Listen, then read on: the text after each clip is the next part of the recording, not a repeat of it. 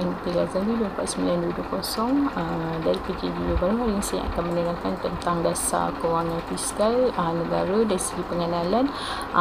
Dalam pentadbiran sesebuah negara, pengurusan hutang merupakan perkara yang penting untuk meningkatkan kedudukan kewangan, kemampanan hutang serta meningkatkan keyakinan pelabur. Dasar fiskal ni dia memainkan peranan yang sangat penting bagi memastikan kekukuhan serta kestabilan keuangan awam. Dari dasar fiskal ini juga adalah bersandarkan kepada dua tonggak, iaitu memastikan perbelanjaan awam ke atas projek yang mempunyai kesan pengaruh tinggi kepada ekonomi dan meningkatkan asas hasil. Jadi dasar keuangan fiskal ni terbagi pada dua, iaitu pemantap automatik dan dasar kewangan. Jadi dari segi pemantap automatik, dia akan mengenakan cukai, bayaran pindahan dan dasar harta maksimum dan minimum. Jadi dari dasar kewangan, langkah Bank Pusat untuk kegiatan ekonomi melalui kawalan terhadap bekalan wang dan kadar faedah mengubah penawaran wang dalam ekonomi demi mengatasi inflasi dan kemelesetan ekonomi. Jadi kerajaan telah menggubal satu undang-undang, iaitu Akta Tanggungjawab Fiskal, iaitu bertujuan untuk memulihkan kewangan negara selain meningkatkan tadbir urus, accountability dan ketulusan dalam pengurusan fiskal negara bagi memastikan kemampuan fiskal dan menyokong kestabilan ekonomi mikro. Dia merupakan salah satu inisiatif pembaharuan dalam mengukuhkan institusi fiskal melalui peningkatan disiplin fiskal, kebersanan perbelanjaan dan ketulusan keuangan awam. Tujuan utama dari segi penggubalan akta ni adalah untuk memastikan kedudukan keuangan awam yang lebih kukuh serta kemampanan fiskal dalam jangka masa sederhana dan panjang selain menyokong kestabilan ekonomi. Jadi kepentingan bagi akta tanggungjawab fiskal ini ialah prinsip amalan terbaik pengurusan fiskal yang bertanggungjawab meliputi penetapan peraturan fiskal, pengurangan hutang awam ke tahap yang berhebah, pengekalan lebihan baki semasa dan nilai bersih, serta pengurangan risiko fiskal dan penetapan kadar cukai dan mudah diramal dan stabil. Salam sejahtera, saya Chia Bunzi, nombor metrik 27598. Okey, pada hari ini saya akan membentangkan nilai dan faedah Akta Tanggungjawab Fiskal. Akta Tanggungjawab Fiskal ini merupakan cadangan terbaik kerajaan dalam membentuk sesuatu yang baru untuk memantapkan kewangan ekonomi awam. Selain itu, Akta Tanggungjawab Fiskal juga melibatkan peraturan mengenai urusan fiskal, peraturan standard dan belanjawan di mana ia bertujuan untuk memastikan kemampuan fiskal ini dalam jangka masa pendek dan panjang. Dalam Akta Tanggungjawab Fiskal juga terdapat 4 peraturan utama, iaitu baki belanjawan, hutang, perbelanjaan dan hasil. Setiap peraturan yang digubal dalam tanggungjawab fiskal ini mempunyai kelemahan dan kekuatan tersendiri, iaitu kerajaan boleh membuat inisiatif yang lain dalam mempertimbangkan dan komponen untuk dijadikan peraturan dan undang-undang.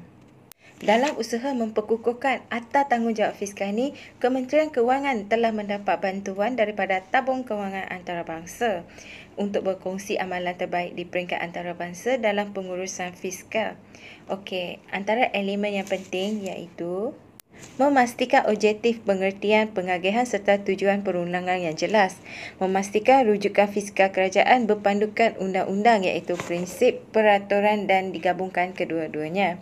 Menerbitkan dokumen serta rumusan laporan dasar fiskal dan menubuhkan inisiatif fiskal bebas, iaitu sebagai nilaian serta kajian ke atas prestasi dasar fiskal kerajaan berbanding objektif yang telah ditetapkan.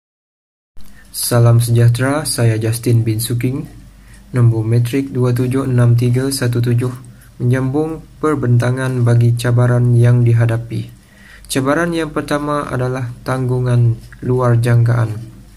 Dalam cabaran Akta Tanggungjawab Fiskal, ianya digubal bagi tujuan untuk menjadi garis panduan pengurusan dalam mengurus fiskal.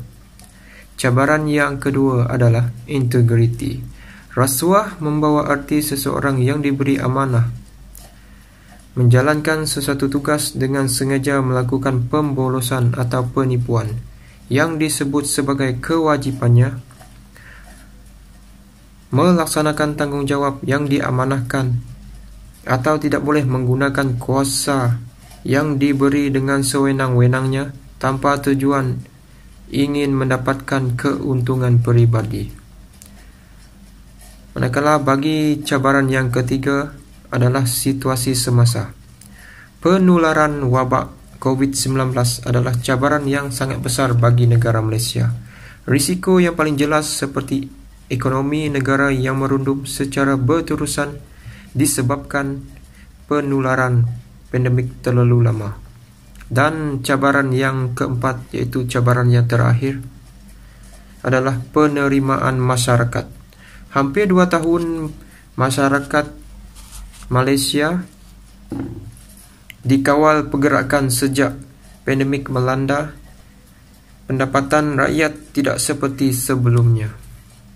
Dan rakyat hanyalah mahukan yang terbaik dan tanpa rakyat menghiraukan tentang hal pengurusan dan pentadbiran negara. Terlebih dahulu saya perkenalkan diri saya, Muhammad Syarifullah bin Ahmad, nombor metrik 27064, dan saya akan sambung pembentangan mengenai perbandingan pelaksanaan antara tanggungjawab fiskal dengan negara lain. Pelaksanaan akta ini di Malaysia sehingga hari ini masih di peringkat perbincangan oleh kerajaan dan dijangka akan dilaksanakan sepenuhnya menjelang tahun 2020. New Zealand telah melaksanakan akta ini bermula tahun 1994 dan antara negara yang terawal menjadi penanda aras kepada bentuk kesemua negara-negara membangun. Akta ini juga tidak sama bagi negara berikut kadar hasil pendapatan negara yang berbeza dan sistem pentadbiran juga berbeza. Malaysia merupakan negara yang mengamalkan kepimpinan berparlimen. Segala perancangan dalam aspek pengubalan dan undang-undang negara perlu melalui parlimen terlebih dahulu dan dipersetujui oleh semua pihak. Sebelum dilaksanakan, pentadbiran negara juga dipimpin oleh pimpinan politik. Malaysia mengambil iktibar dari negara seperti Australia, Chile, Ireland, Brazil dan Thailand yang telah melaksanakan akta ini dengan meletakkan pelaksanaan yang selari dengan taraf dan cara serta-merta pentadbiran berlandaskan kepada keupayaan negara sendiri. Kesimpulan, kerajaan dalam usaha untuk mengembalikan semula kegemilangan dan keharmonian negara ke arah yang lebih baik selain melihat kepada kesemua aspek terutama dalam usaha untuk membangkitkan semangat dan kehidupan rakyat setelah sekian lama bertarung dengan situasi COVID-19. Kerajaan juga bertindak pantas dengan melaksanakan langkah kitaran balas melalui beberapa siri pakej rancangan dan pelan pemulihan ekonomi. Tindak balas segera fiskal ini kritikal bagi memastikan ekonomi mempunyai kapasiti dan keupayaan untuk kembali melonjak dengan pantas selepas tempoh pemulihan. Akta tanggungjawab fiskal yang bakal dilaksanakan kelak akan mendapat menyeimbangi pengurusan fiskal negara dan akan memberi impak politis kepada negara. Sekian pembentangan daripada kumpulan kami. Terima kasih.